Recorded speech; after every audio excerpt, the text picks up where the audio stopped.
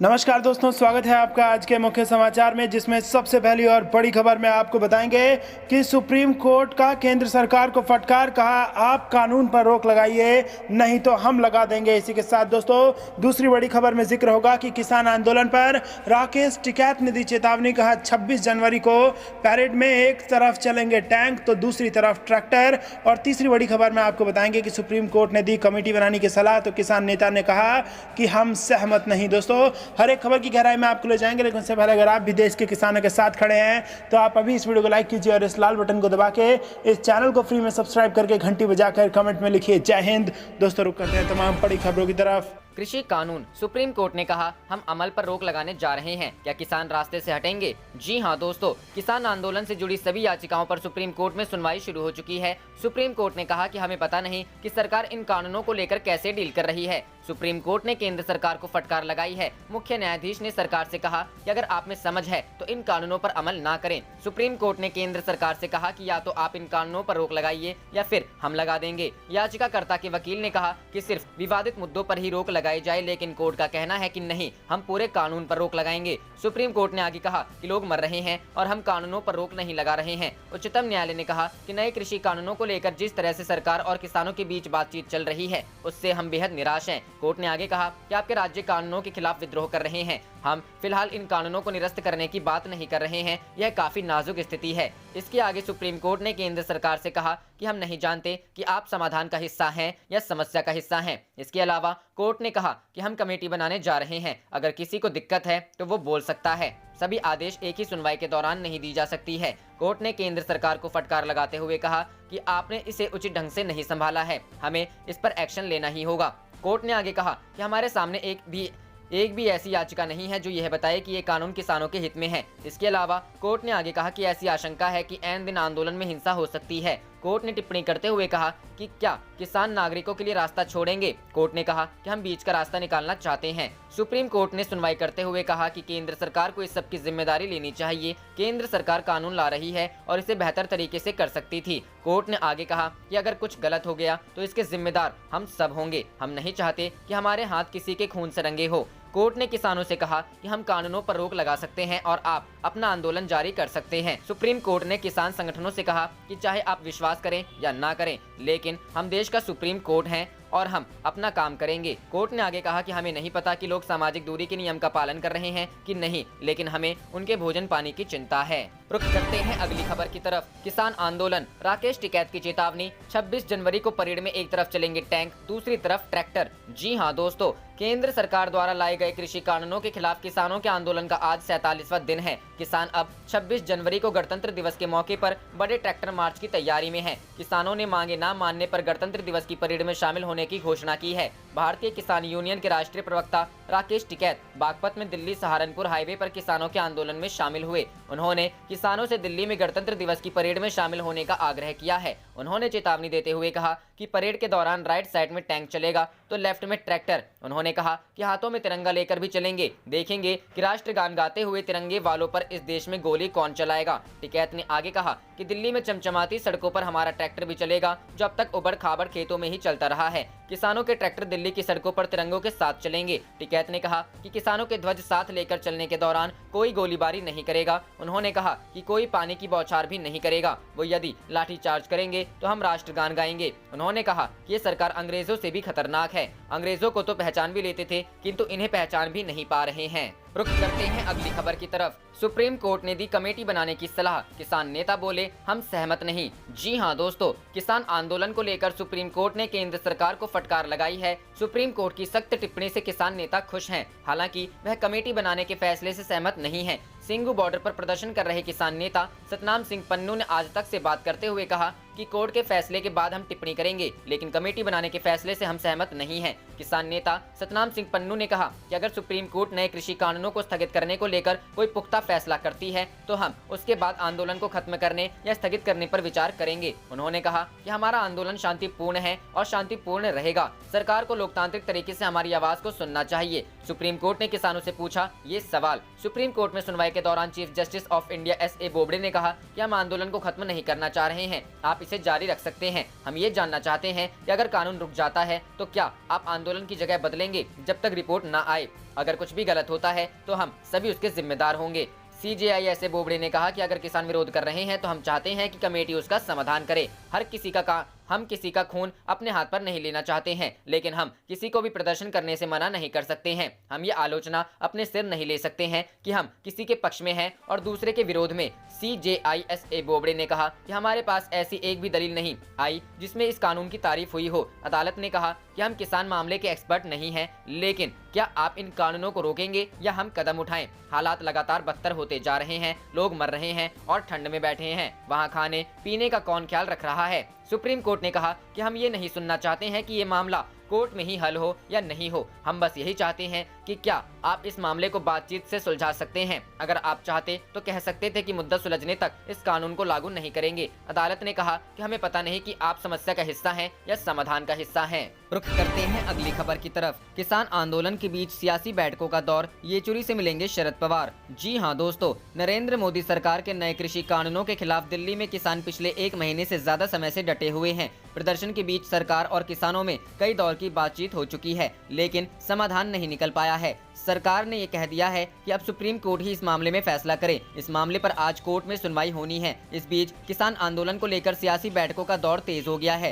राष्ट्रवादी Congress party supremo Sharad Pawar सोमवार यानी आज दिल्ली में हैं। वह वामपंथी नेताओं से मुलाकात करेंगे। शरद पवार के घर पर सीताराम येचुरी और डी राजा मुलाकात करेंगे। इस दौरान सुप्रीम कोर्ट की सुनवाई पर भी नजर रहेगी। बता दें कि शरद पवार ने पहले भी सीताराम येचुरी से मुलाकात की थी। पिछले 50 दिन से दिल्ली की सरहदों पर बैठे किसान संगठनों की मांग है कि केंद्र सरकार कृषि कानून वापस ले। इससे कम पर उन्हें कुछ भी मंजूर नहीं है। हालांकि कुछ मुद्दों पर सरकार ने किसानों की मांगे मानी भी हैं। बता दें कि रविवार को सीएम मनोहर लाल खट्टर की सभा में व्यवधान डालने के आरोप में करनाल पुलिस ने 71 लोगों के खिलाफ कार्रवाई की है। पुलिस ने इस मामले में 71 लोगों पर FIR दर्ज की है। इस मामले में सार्वजनिक संपत्ति को नुकसान पहुंचाने का आरोप लगा है। रविवार को करनाल के कैमाला गांव में सीएम मनोहर लाल खट्टर का किसान महापंचायत कार्यक्रम था। इस कार्यक्रम में सीएम मनोहर लाल खट्टर किसानों के साथ संवाद कर उन्हें नए कृषि कानूनों का फायदा बताने वाले थे, लेकिन कृषि कानूनों के खिलाफ प्रदर्शन कर रहे किसान यहां सीएम आने के पहले पहुंच गए और हंगामा करने लगे। प्रदर्शनकारी किसानों की मांग थी कि सीएम उनके साथ संवाद करें।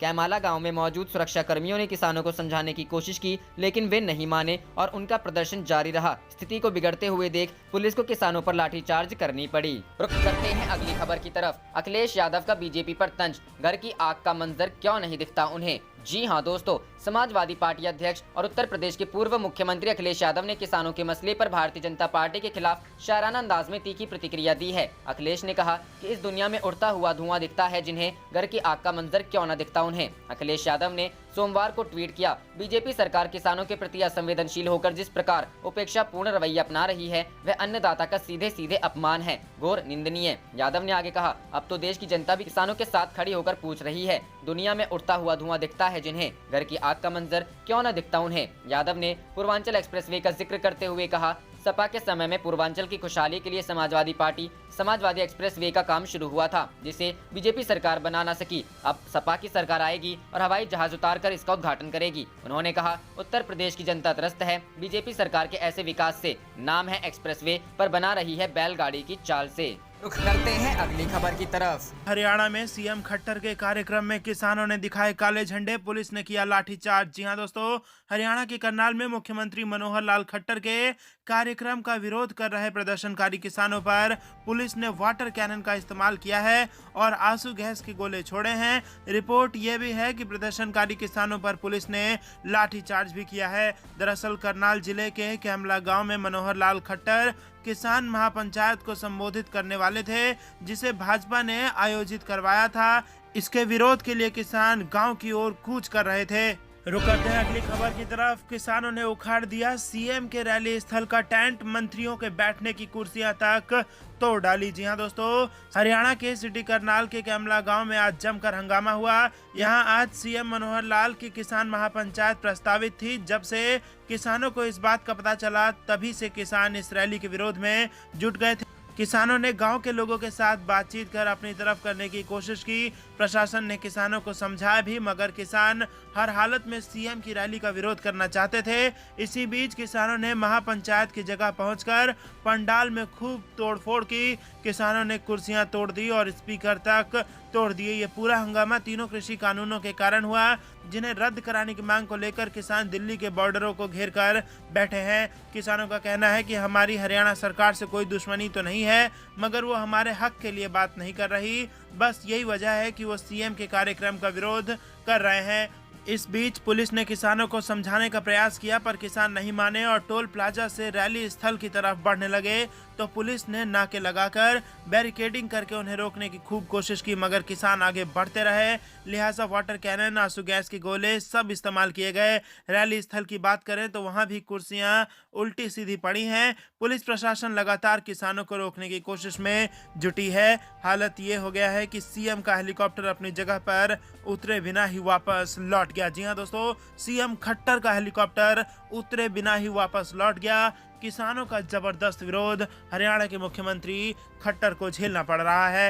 रुक करते हैं अगली खबर की तरफ। अमरिंदर सरकार के खिलाफ भाजपा दे रही थी धरना, तभी पहुंच गए सैकड़ों किसान। जी हां दोस्तों, पंजाब की कैप्टन अमरिंदर सिंह सरकार के खिलाफ बीजेपी का जलंधर में विरोध प्रदर्शन जारी है। बीजेपी प्रदेश में बिगड़ती कानून व्यवस्था के मुद्दे पर अमरिंदर सिंह की सरकार को घेरने के लिए जलंधर के कंपनी बाग चौक में जबरदस्त धरना प्रदर्शन कर रही है। लेकिन इस दौरान आज कुछ किसानों ने भाजपा नेताओं के प्रदर्शन में घुसने की कोशिश की, जिसके बाद से हालात तनावपूर्ण हो गए हैं। जहां दोस्तों पुलिस ने किसानों को रोक लिया है। इस दौरान धक्का मुक्की हुई। किसान लगातार कृषि कानूनों के खिलाफ नारेबाजी कर रहे थे।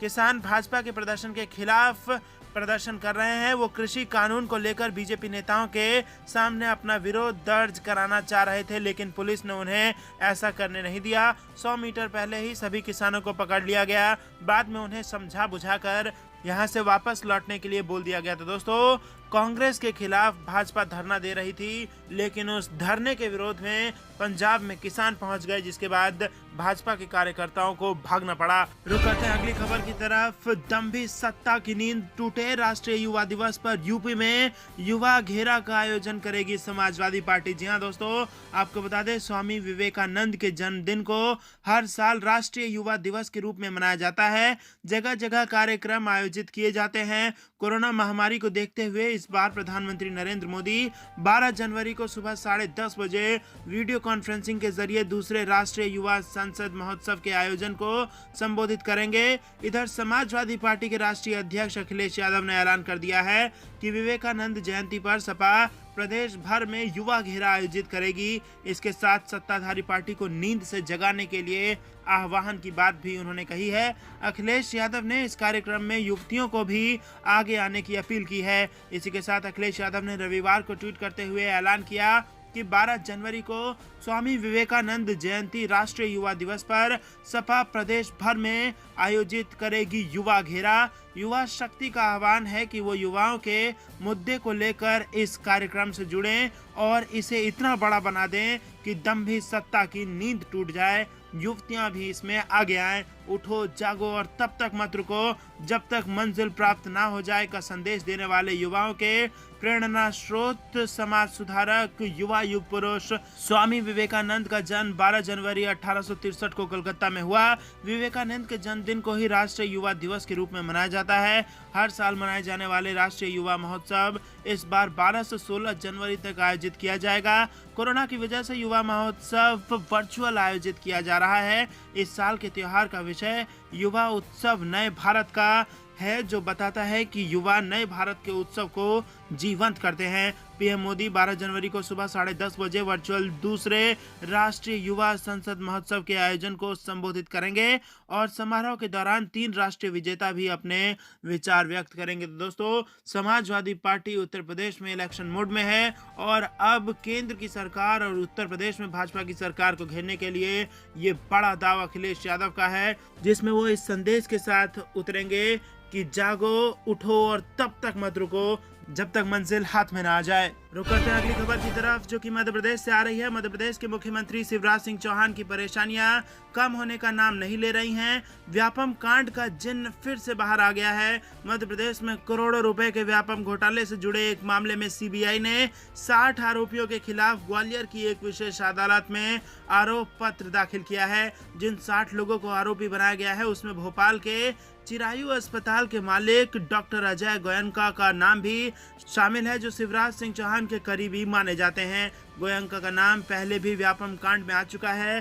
पहले इनकी गिरफ्तारी भी हो चुकी है। फिलहाल वो जमानत पर चल रहे हैं। शिवराज सिंह को हाल में जब कोरोना संक्रमण हुआ था तो भोपाल में एम्स व हमीदिया अस्पताल होने के बावजूद वो इसी अस्पताल में जाकर भर्ती भी हुए थे। लंबे समय तक इस अस्पताल में भर्ती रहे और यहीं से उन्होंने कैबिनेट और कई महत्वपूर्ण बैठकें भी की थी। ये मामला 2011 में राज्य के परीक्षा बोर्ड द्वारा आयोजित प्री मेडिकल टेस्ट में कथित धांधली से संबंधित है। मामले में 4000 से अधिक पृष्ठों वाला आरोप पत्र दाखिल किया गया है। अभियोजन पक्ष के वकील भूषण शर्मा ने कहा कि उच्चतम न्यायालय के निर्देश के बाद अतिरिक्त सत्र न्यायाधीश सुरेंद्र कुमार श्रीवास्तव की अध्यक्षता में व्यापम मामले की विशेष सीबीआई अदालत 28 जनवरी से मामले की सुनवाई शुरू करेगी। रुख करते हैं अगली खबर की तरफ। कृषि कानूनों की वापसी की मांग पर अड़े किसान। जी हां दोस्तों, कल सुप्रीम कोर्ट में सुनवाई। कांग्रेस ने शुरू किया ये बेहद बड़ा अभियान। केंद्र के नए कृषि कानून के खिलाफ दिल्ली की सीमाओं पर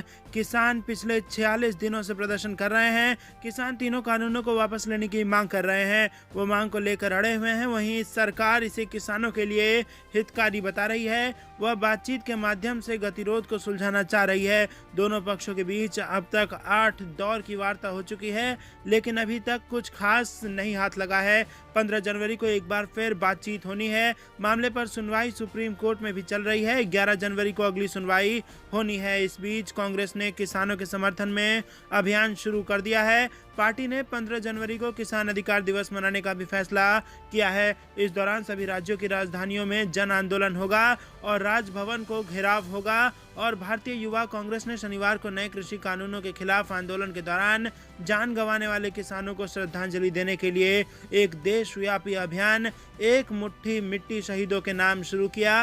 भारतीय युवा कांग्रेस के अध्यक्ष श्रीनिवास बीवी के अनुसार इस अभियान के तहत विरोध के दौरान अपनी जान गंवाने वाले किसानों के गांव से मिट्टी इकट्ठा की जाएगी और उससे भारत का नक्शा बनाया जाएगा। श्रीनिवास बीबी ने इस जानकारी देते हुए कहा कि इस अभियान के तहत भारतीय युवा कांग्रेस के कार्यकर्ताओं को शहीद किसानों के गांव में भेजा जाएगा। वह यहां से मुट्ठी भर मिट्टी इकट्ठा करेंगे और उसे नई दिल्ली स्थित भारतीय युवा कांग्रेस के कार्यालय ले आएंगे। इससे पहले भारतीय किसान यूनियन के प्रवक्ता राकेश टिकैत ने दावा किया कि नए कृषि कानून के खिलाफ चल रहे विरोध प्रदर्शन के दौरान अब तक कुल 60 किसानों ने अपनी जान गंवाई है। सरकार की आलोचना करते हुए श्रीनिवास ने कहा कि सरकार गूंगी, बहरी और तानाशाह हो गई है। श्रीनिवास ने इस दौरान कहा कि अहिंसक और लोकतांत्रिक माध्यम से किसान इस चिलचिलाती ठंड में तीनों कृषि कानूनों के खिलाफ आंदोलन कर रहे हैं। उन पर आंसू गैस के गोले और वाटर कैनन का इस्तेमाल किया जा रहा है, जो सरकार के तानाशाही रवैये को दिखाता है। रुक करते हैं अगली खबर की तरफ। यूपी पुलिस ने किसान को धमकाया। रैली के दौरान पुलिस ने किसान नेता को छज्जा गिराने की दी धमकी। जी हां दोस्तों, किसान ट्रैक्टर रैली के दौरान उस वक्त अफरा तफरी मच गई जब पुलिस महकमे के अधिकारी ने किसान नेता को धमकी दे डाली।